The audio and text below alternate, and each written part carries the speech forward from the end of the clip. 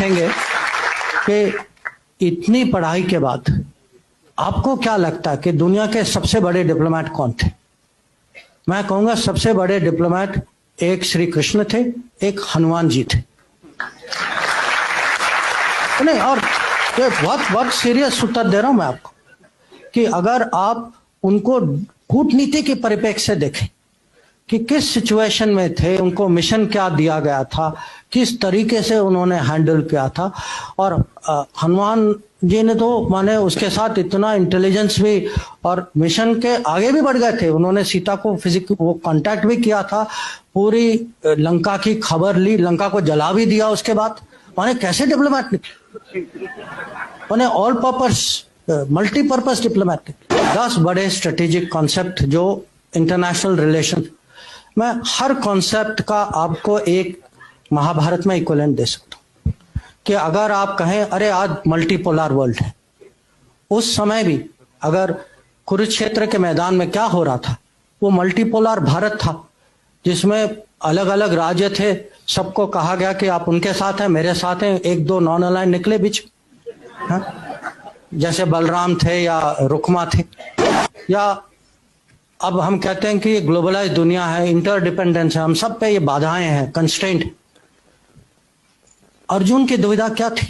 Constraint ही थी कि वो इंटरडिपेंडेंट थे, इमोशनली इंटरडिपेंडेंट थे कि मैं अपने रिश्तेदारों के खिलाफ मैं कैसे लड़ाई करूं। पर वो भी वो फिजिकल मटेरियल इंटरडिपेंडेंस नहीं था, पर इमोशनल इंटरडिपेंडेंस था। या हम कभी कभी हम कहते हैं अरे पाकिस्तान ने ये किया वो किया, चलो हम स्ट्रेटेजिक पेशेंस दिखाते। स्ट्रेटेजिक पेशेंस का सबसे अच्छा उदाहरण जो है वो कृष्ण भगवान जिस तरीके से उन्होंने शिशुपाल को हैंडल किया कि 100 बार उन्होंने क्षमा किया, 100 बार। उसके बाद आपको पता है उन्होंने क्या किया। या आजकल ये टर्म आया है रूल्स बेस्ड ऑर्डर, कि एक मर्यादा होती है देशों के बीच में, जो राजनीति में, कि आपस में कुछ ऐसे कानून होते हैं, कुछ रूल्स होते हैं।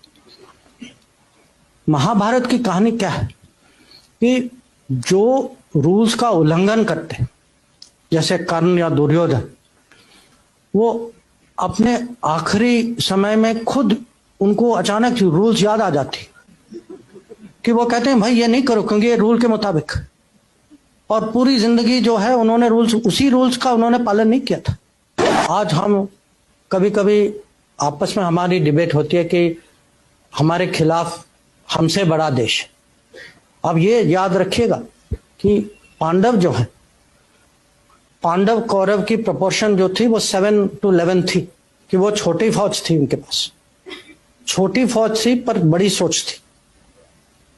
अनुशासन ज्यादा था, क्रिएटिविटी ज्यादा था, इंटेलिजेंस ज्यादा था, और श्री कृष्ण उनके साथ थे। और हम कभी कभी रेपुटेशनल कॉस्ट की बात करते हैं कि रेपुटेशन जो है कूटनीति में, राजनीति में भी, जिस पे आप भरोसा, अब भरोसा की मैं क्या कीमत बताऊं आपको, जिस पे भरोसा करते हैं उसकी जो वैल्यू जो है, पार्टी हो, आदमी हो, देश हो, रेपुटेशन की बहुत कीमत होती है। और पांडवों की रेपुटेशन जो है कौरव से इतनी अच्छी थी, रेपुटेशन का बहुत फर्क पड़ा। और कभी कभी ये भी है कि जो बड़े गोल, जो लार्जर गुड के लिए कभी लोगों को माने टैक्टिकल एडजस्टमेंट करना पड़ता है। और ये भी इसके बहुत उदाहरण, जो युधिष्ठिर ने अश्वत्थामा के बारे में कहा, अब स्ट्रेटेजिक डिसेप्शन, जो जब कृष्ण भगवान ने सूर्यास्त का एक किस्म से इल्यूजन क्रिएट किया तो जयद्रथ को लगा कि वो बच गए। हम जो हैं इतनी माने आसानी से ये शब्द लेते हैं, Trojan horse, Achilles heel, Gordian knot. अब ये कहां से आते हैं ये शब्द? किसी और के कथा से आते हैं। अब मुझे उससे कोई दुश्मनी नहीं है, मैं भी वही कथा पढ़ता हूं, मुझे भी उसमें रुचि है। पर मैं हमारे देशवासियों को समझाना चाहता हूं कि भाई आप अपने बारे में भी पढ़िए, इसका भी महत्व समझिए, इंडियन स्ट्रेटेजिक कल्चर दूसरों के अनुभवों और दूसरे के कथाओं से नहीं बनेगी। इंडियन स्ट्रेटेजिक कल्चर इंडिया के एपिक से बनेगी।